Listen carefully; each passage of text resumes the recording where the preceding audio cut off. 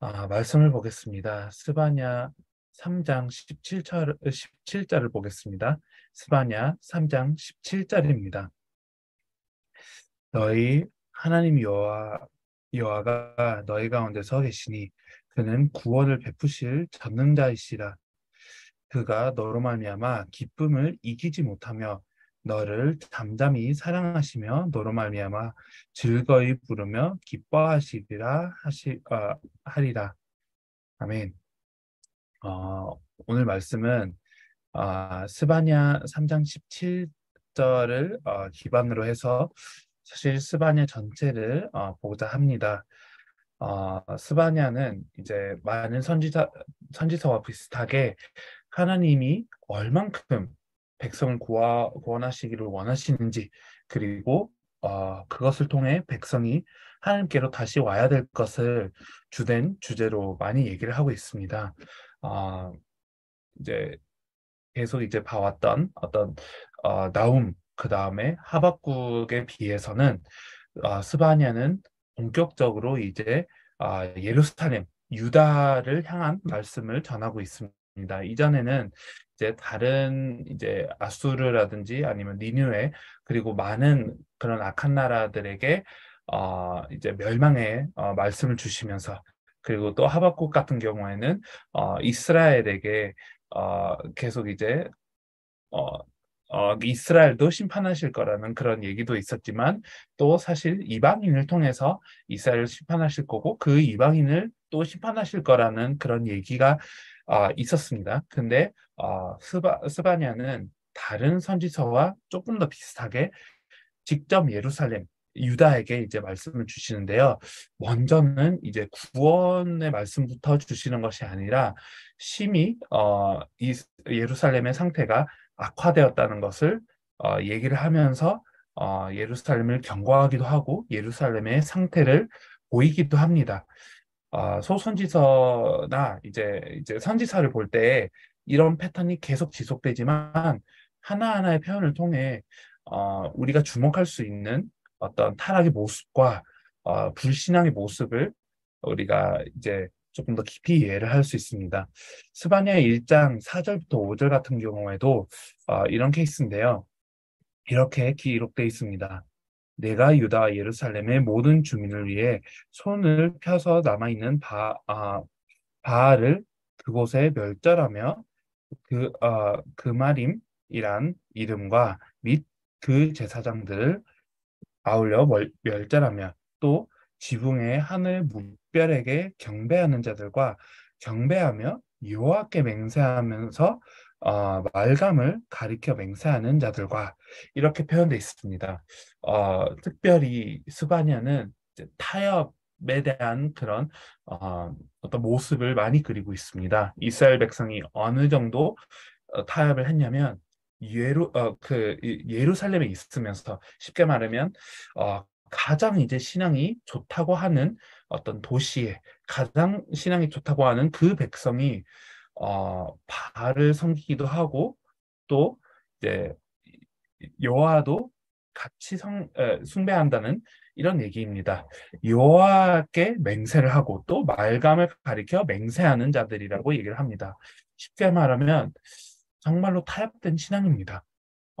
하나님을 믿는다고 하면서도 또 다른 것을 혹시 모르니까 믿어버리는 이런 상태입니다. 물론 많은 억압을 당하는 상황이고, 그리고 많은 나라로부터 계속 공격을 당하는 이 상황 가운데 어쩔 수 없다라는 분위기가 되었던 이런 상황입니다. 안타깝게도 이럼에도 불구하고 하나님만 섬기겠다는 신앙을 지키지 못하고 점점 타협해가는 모습을 이제 이런 말씀으로 우리가 볼 수 있습니다. 또 스바냐 1장 8절을 보면, 여호와의 희생의 날에 내가 백방들과 왕자들과 이방인의 옷을 입은 자들을 멸할 것이며, 이렇게 표현되어 있습니다. 이방인의 옷을 입은 자들이라고 얘기를 했을 때 단순히 이제 옷을 얘기하는 것이 아니라 이방인들의 어떤 습관, 이방인들의 문화도 받아들이고, 이거는 그냥 어떤 문화적인 차원을 넘어서서 정말로 하나님의 백성이 되어야 하고 이런 면에서 차별되어야 하는 백성이 이제는 다른 백성과 타협한 이런 모습을 그리고 있고요. 스바냐 1장 10절에 보면 나 여호와가 말하노라 그날에 어문에서는 부르짖는 소리가 제2구역에서는 울음소리가 작은 산들에서는 무너지는 소리가 일어나리라. 11절을 보면 막데스 주민들아 너희는 슬피 울라 가나안 백성이 다 패망하고 은을 거래하는 자들이 끊어졌습니다. 어, 여기 이제 10절에 보면 어문이라는 이제 표현이 나오는데요. 가장 북쪽에 있는 어떤 첫 문의 역할을 하는 문이라고 합니다. 아마도 이제 그런 이제 낚시를 하는 곳이 이쪽에는 이제 많았을 것이다. 이런 얘기가 또 있는데요. 여하튼 이런 첫 문과 그리고 제2구역이 바로 다음에 나오는데요. 쉽게 말하면 모든 곳에서 하나님께서 이제 예루살렘을 심판하는 일이 있을 것이고 이스라엘 백성도 울음소리를 낼 것이고 부르짖을 거다라는 얘기인데요. 특별히 11절에는 그런 은을 거래하는 자들이 끊어졌습니다라고 얘기를 하는데요. 또 하나의 타협의 모습을 보이는 게 다른 나라들과 거래를 할 정도로 이렇게 너무 이제 대적과 이제 편해진 사이라고 볼 수 있습니다. 오늘 그냥 쉽게 보면 그냥 다른 나라와 잘 지내고 다른 나라들에게 빛을 발하는 그런 이제 사이를 얘기하는 것이 아니라 다른 어떤 이방인들과 너무 이제 편하게 지내면서 이 이방인들이 계속 이스라엘을 억압하고 공격하는 사이임에도 불구하고 너무 이제 이방인들의 어떤 문화나 습관이나 이들이 하나님을 섬기지 않는 부분을 너무 쉽게 받아들였다는 의미가 크다고 우리가 볼 수 있습니다. 그래서 어, 이런 분위기가 되어버렸습니다. 타협의 분위기. 다른 신들을 섬기기도 하고 이제 다른 이방인들의 옷을 입기도 하고 이제 그들과 거래를 하는 이런 사이가 돼버린 거라고 우리가 알 수 있습니다. 이 결과로 특히 스바냐 1장 12절에 보면 굉장히 날카로운 표현이 나옵니다. 그때 내가 예루살렘에서 찌꺼기 같이 가라앉아서 마음속에 스스로 이르기를 여호와께서는 복도 내리지 아니하시며 화도 내리지 아니하시리라 하는 자를 등불로 두루 찾아 벌하리니 이렇게 표현되어 있는데요. 스스로 이르기를 여호와께서는 복도 내리시지 아니하시며 또 화도 내리시지 아니하시리라. 이거는 이방인들을 얘기하는 것이 아니라 하나님의 백성, 예루살렘에 있는 사람 누구보다도 하나님을 신뢰해야 되고 하나님께서 계속 이제 구하셨고 계속 하나님께서 역사를 보여주시며 말씀을 주신 백성임에도 불구하고 계속 얘기를 합니다. 하나님께서는 복도 내리시지 아니하실 거고 화도 내리시지 아니하실 것이다. 쉽게 얘기하면 하나님은 그냥 개념이 되어버렸고 하나님은 그냥 어떤 우리의 문화고 어떤 종교고 실제로 계시지 아니하신다. 이런 상태까지 돼버렸습니다. 이거는 어떻게 보면 우리와 멀지 않는 얘기입니다. 오늘도 우리가 잘못하면 하나님을 이렇게 인지할 수도 있습니다. 그냥 어떤 어, 도덕적인 삶을 하게 하시는 어떤 하나님, 윤리를 지키게 하시는 그런 하나님, 그냥 좋은 길로 인도하시는 하나님이시지만 결국에는 내 인생에 영향을 안 끼치시는 하나님으로 볼 수 있습니다. 역사적으로도 이렇게 되었습니다.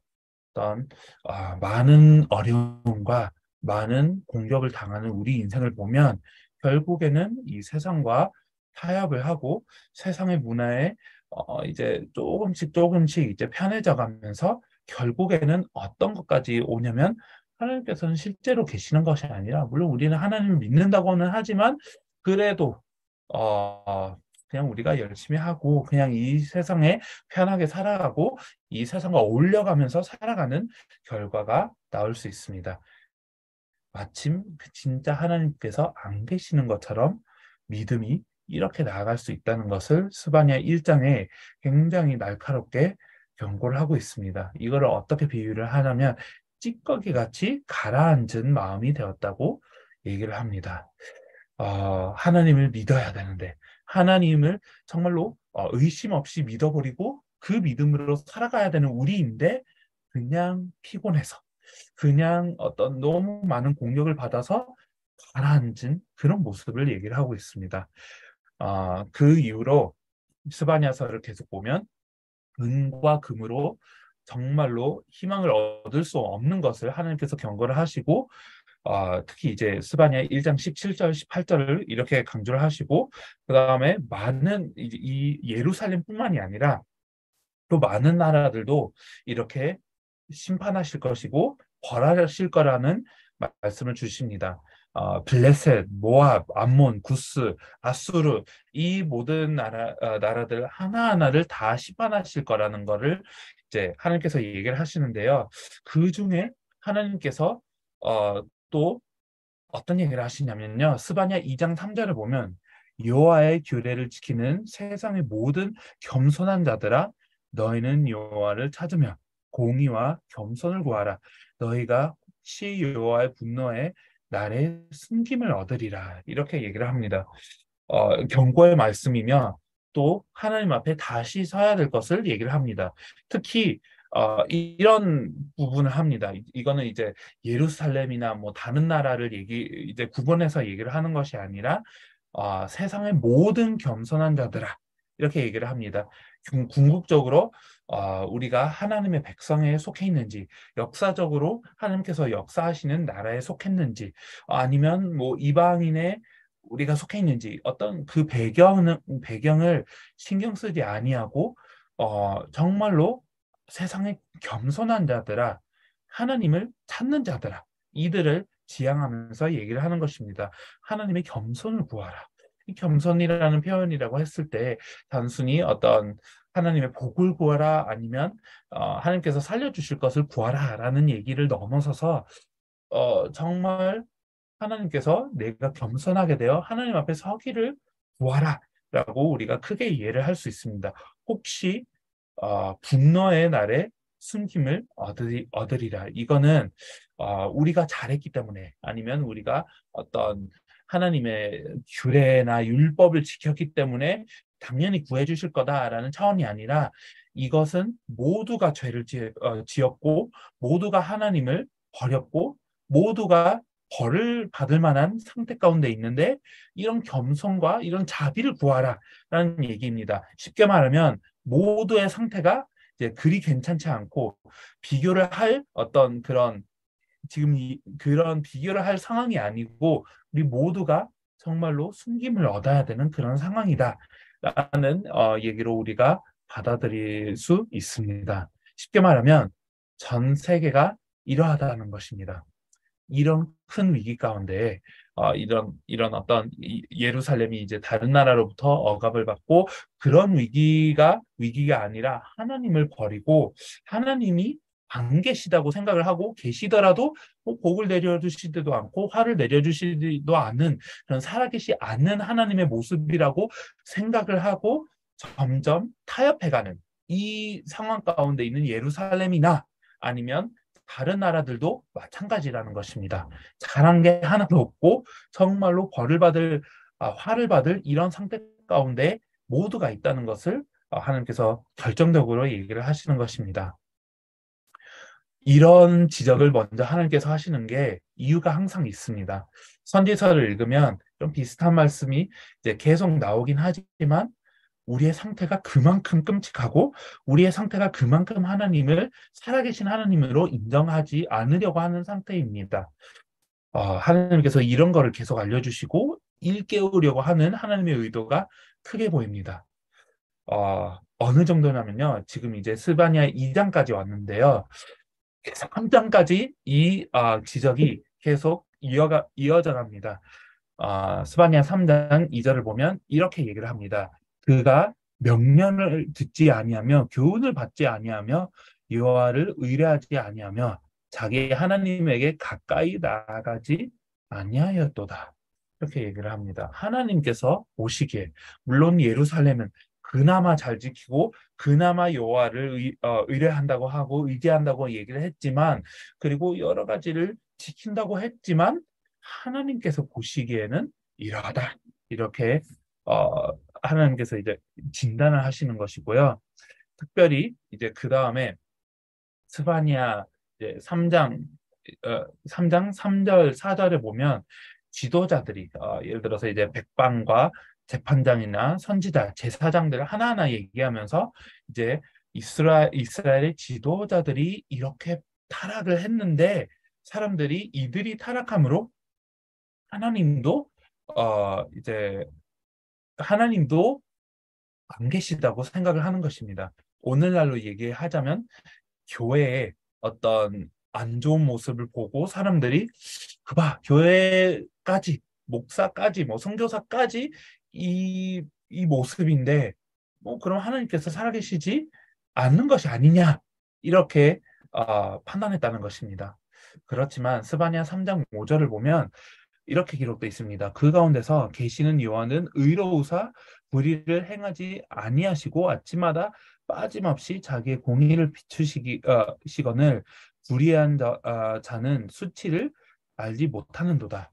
사실 그런 어떤 지도자들의 어떤 안 좋은 모습과 타락이 계속 보임에도 불구하고 여호와께서는 의로우시고 계속 역사하시지 아니하셨냐, 이렇게 질문을 하는 것입니다. 하나님께서 지도자들이 이렇다고 하나님께서 역사를 하시지 않느냐? 이런 얘기입니다. 쉽게 얘기하자면 사실 이거는 사람을 보고 판단해야 될 것이 아니라 하나님께서 기본적으로 어떠하신 하나님이신지, 하나님의 속성이 어떠하신 것지를 보고 신뢰를 해야 된다, 이런 얘기이십니다. 하나님께서 이런 많은 모습이 있음에도 불구하고 역사를 하셨다. 물론 이것은 뭐 이제 교회가 그럭저럭 해도 괜찮다, 이런 얘기가 아니라 사실 우리 모두가 회개를 해야 되고 모두가 하나님 앞에 나아가야 되지만, 사실 이런 상황이 있음에도 불구하고 하나님께서는 역사하신다라고 얘기를 하시면서 이때부터 하나님께서 굉장히 조금 이전과는 다른 얘기를 하시기 시작하십니다. 스바냐 3장 7절을 보면 이런 얘기를 하십니다. 내가 이러기를 너는 오직 나를 경외하고 교훈을 받으라. 그리하면 내가 형벌을 내리기로 정하는 정하기는 하였지만 너의 거처가 끊어지지 아니하리라 하였으나 그들이 부지런히 그들의 모든 행위를 더럽게 하였느니라. 하나님께서 말씀하십니다. 나를 경외하라. 그리고 교훈을 받으라. 정말로 내 말을 조금이라도 들어라. 그러면 내가 형벌을 내리기로 했는데 그래도 그나마 이제 그 거할 그 처소를 끊지 아니하고 보존을 하겠다라는 얘기를 했는데 부지런히 모든 행위를 더럽혔다. 이게 우리의 모습이라고 얘기를 합니다. 그럼에도 불구하고 하나님께서는 계속 회복의 얘기를 하십니다.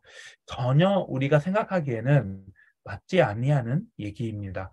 우리가 계속 벌을 받고 그걸로 끝나야 되는데 하나님께서는 그걸로 끝내시지 않고 회복하는 말씀으로 마무리를 짓습니다. 스바냐 3장 9절을 보면 그때 내가 여러 백성의 입술을 깨끗하게 하여 그들이 다 여호와의 이름을 부르면 한 가지로 나를 섬기게 하리니, 이것은 이들이 이렇게 되면 내가 회복을 하겠다라는 것이 아니라 하나님께서 먼저 이렇게 하시겠다는 것입니다. 백성의 입술을 깨끗하게 하고 다 하나가 되고 다 하나님을 섬기게 할 것이라고 얘기를 합니다. 하나님께서 우리를 보실 때 그냥 잃어도 되는, 그냥 멸망시켜도 되는 백성으로 보시지 않고 반드시 회복을 하실 거라는 얘기를 하십니다. 스바냐 3장 11절 12절에 보면 그날에 네가 내게 범죄한 모든 행위로 말미암아 수치를 당하지 아니할 것은 그때에 내가 네 가운데서 교만하여 자랑하는 자들을 제거하여 네가 나의 성산에서 다시는 교만하지 않게 할 것입니다. 내가 공고하고 가난한 백성을 네 가운데에 남겨두리니 그들이 여호와의 이름을 의탁하여 보호를 받을지라. 하나님께서 이렇게 하신다는 얘기입니다.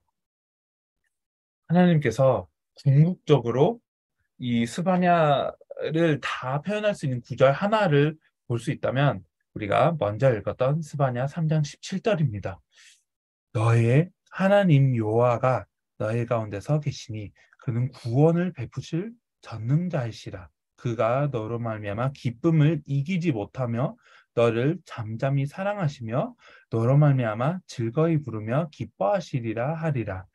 사실 이 스바냐의 맥락 안에서 볼 때는 이게 전혀 이제 우리가 생각하기에는 말이 안 되는 얘기입니다. 하나님의 백성 계속 타협을 해가고 하나님을 의탁하지 않고 하나님을 오히려 안 계시는 하나님으로 생각을 하고 모든 나라와 비슷해지는 이 추세에 하나님께서 우리를 구하시겠다고 합니다. 이 하나님을 떠난 마음 상태로부터 우리를 구하시겠다고 하는데 어떻게 구하시냐면 그냥 아이, 그래도 이제 좀 구해보자 이런 얘기가 아니라 사실 하나님께서 큰 기쁨으로 어느 정도의 기쁨이냐면 그 기쁨을 이기지 못하는 거라고 얘기를 합니다.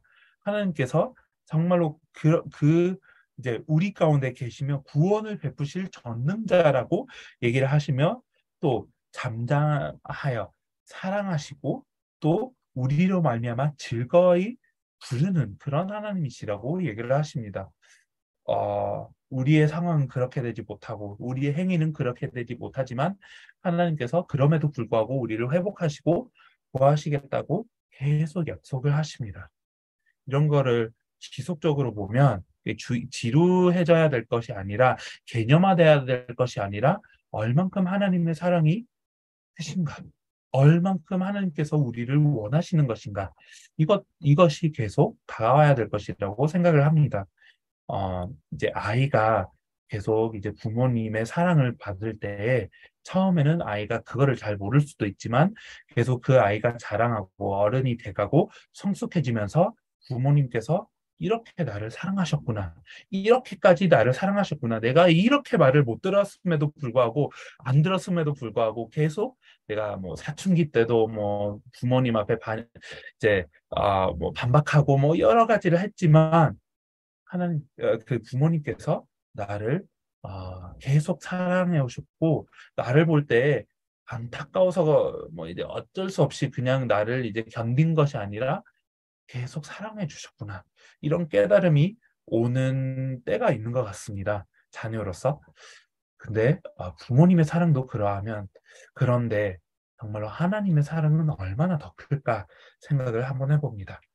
그래서 스바니아는 계속 우리의 상태를 그리기도 하지만 또 한편으로는 궁극적으로 하나님께서 얼마나 우리를 사랑하시고 얼마나 구하시기를 원하시는지를 음, 이제 얘기를 합니다.